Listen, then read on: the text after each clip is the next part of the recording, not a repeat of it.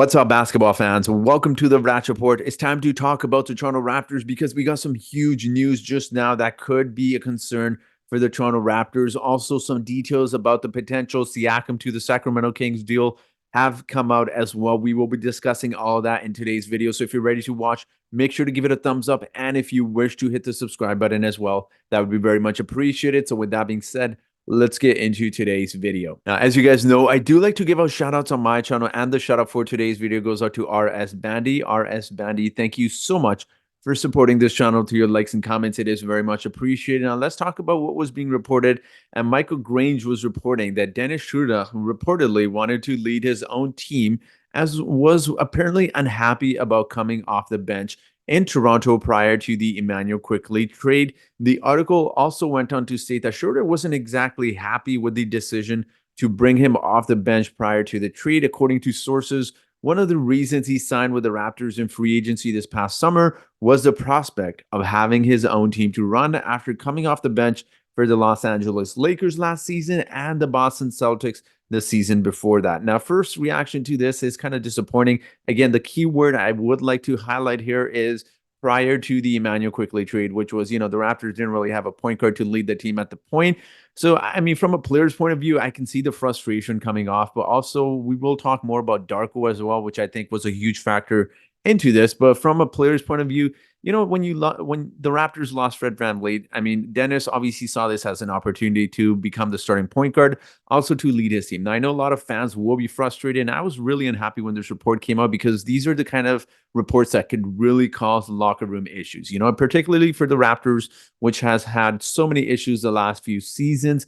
There's also been all sorts of talks about a lot of players not being happy with each other. And Dennis is new to the team, and this report comes out. Imagine how this looks to his teammates, right? So this is not a good look for Dennis, but also just thinking about, for a player that is as old as Dennis, it's not as if he's a 25-year-old and he wants to lead his own team. He's, I believe, 29, 30 years old. So he's heading towards the later stages of his career. He's been in the league for quite some time, and he should be that veteran that should say, you know what, I will come in and do whatever it takes to help the team win. Now, there was actually quite a few questions from a lot of Raptors fans asking Darko Rajakovic, the new Raptors head coach, why he didn't switch up the lineup. And we know why. Now we know why. Obviously, head coaches have special bonds with their players, and Darko and Dennis go way back when they were both in Oklahoma City Thunder. So, I mean, it took the Raptors quite a while to change that lineup up, but now we understand it. Now, I do want to get to the players' point of view.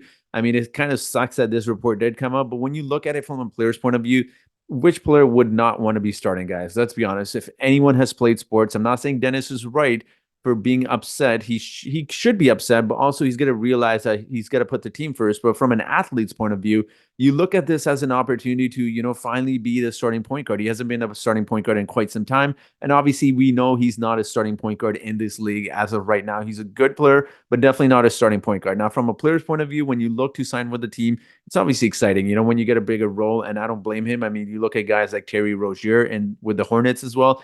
There's a reason why he stayed there besides the big paycheck that they have given him, is because he gets the opportunity to get heavy minutes and a lot of shots. So from a player's point of view, I get it. But just from a team point of view, this is not a good look for the Raptors. You get someone who's a new point guard, you have a new head coach, and they're trying to implement a system, and you come in and you're unhappy about, kind of just different roster changes, different lineup changes as well. So I don't like this look for Dennis. I mean, it could cause some locker room issues moving forward. It all depends, because it's kind of ironic that because Dennis has constantly talked about how the team needs to come together, yet these reports come out. It's kind of ironic. And from his teammates' point of view, this is a really bad look. You got a Gary Trent Jr., who's a really good role player. So it's not as if, Dennis was benched in replacement of someone like a Malachi Flynn. It wasn't as if the Raptors were promoting a bench player. Gary Trent Jr. is just as good. And given the Raptors' situation of where they were in floor spacing, that's why they had to insert Gary into the starting lineup. So I don't understand Dennis's point of view from here.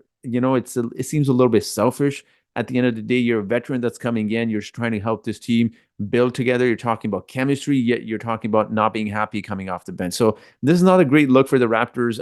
Again, I don't want to get too much into trade talks. He is a very tradable contract. He's only making about $12, $13 million for the next couple seasons. So if the Raptors do want, they could look to move him. I mean, he's been doing a tremendous job since coming off the bench.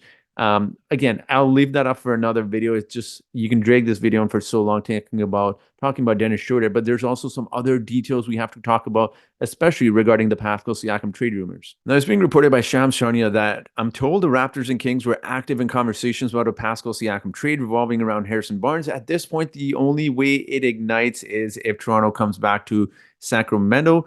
Also, this was being reported by Evan Sidri that reported that Pascal Siakam reportedly told the Kings he would not re-sign after this season, which is what ended trade talks with the Raptors per D'Lo and KC. Sacramento had a proposal primarily built around Harrison Barnes and draft capital. Now, my first reaction to this is, are you joking? From a Sacramento's point of view, I understand if you don't want to give up Keegan Murray, but primarily built around Harrison Barnes, as if Harrison Barnes is some 25-year-old phenomenal player that you're trading. I know people are going to say, well, Pascal Siakam's an expiring contract. Hear me out, guys.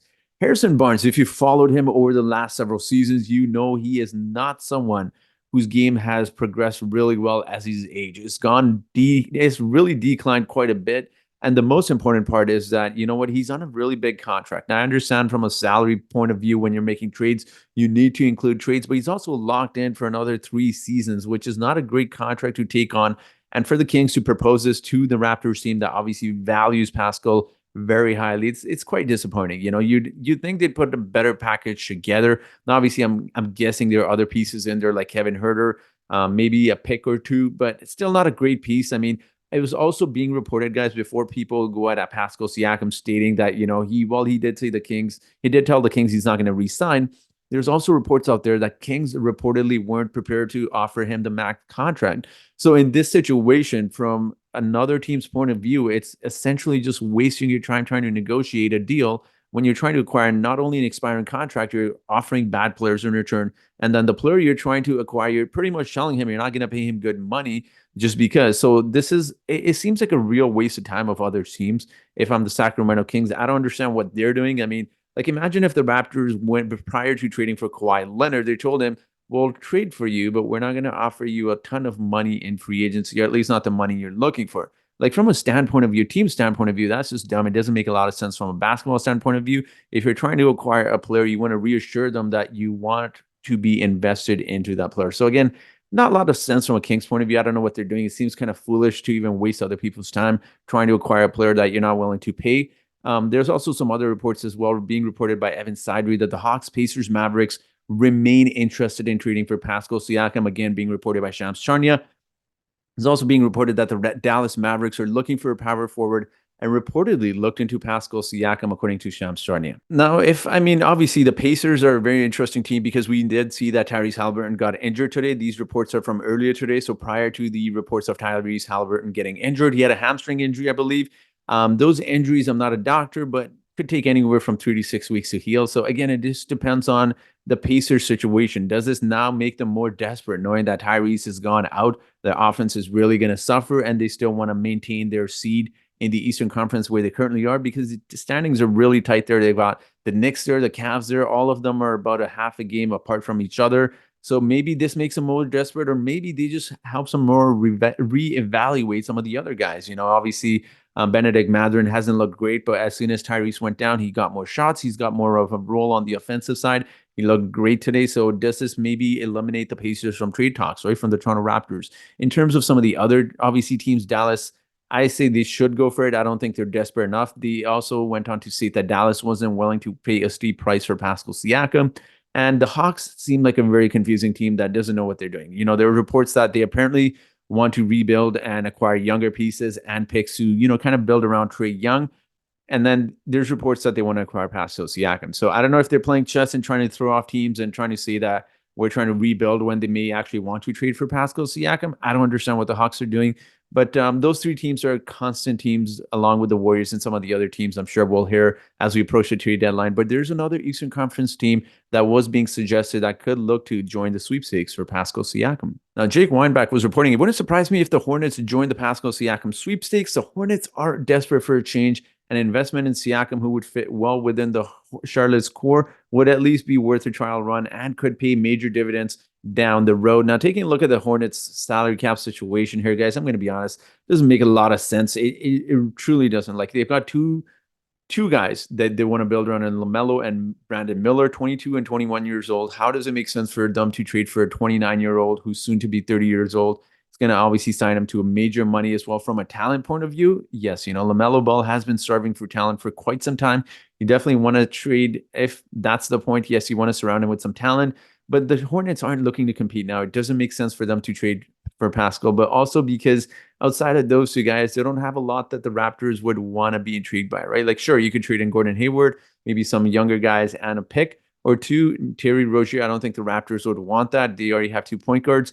Maybe PJ Washington, other fillers. But again, besides LaMelo Ball and Brandon Miller, there's not a lot. Like Nick Richards is not, I wouldn't even call him a young player at this point. He's 26 years old. Mark Williams is nice. Nick Smith Jr. is nice. But those players aren't enough to get a deal done for the Toronto Raptors to be satisfied in return for Pascal. So I really don't see a deal getting done there. I also don't see desperation from the Charlotte's point of view as well. So it's just one of those teams that's being thrown in there. I don't think it's actually a team that will seriously consider trading for Pascal Siakam, but we never know, right? We'll see what happens. And let's address our last news here before we end the video off. And this was Paul George, and he had something very interesting to say regarding the Raptors and the Warriors. Now, Paul George on his podcast suggested, well, didn't suggest, he actually said that he thinks the Jonathan Kuminga and Pascal Siakam trade would be a win-and-win trade for both sides. And look, I get where he's coming from, but he also went on to state, of course, more salary would have to be included for that deal to actually go through. He pretty much stated that Pascal Siakam as a second or third option on the Warriors would really thrive, and it would help the Warriors.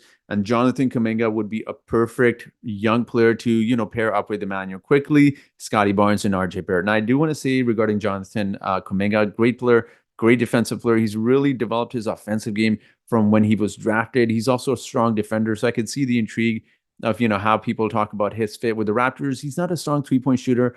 Also, just seems like he's got an ego. His attitude is just doesn't sit right with me. Complains about his minutes.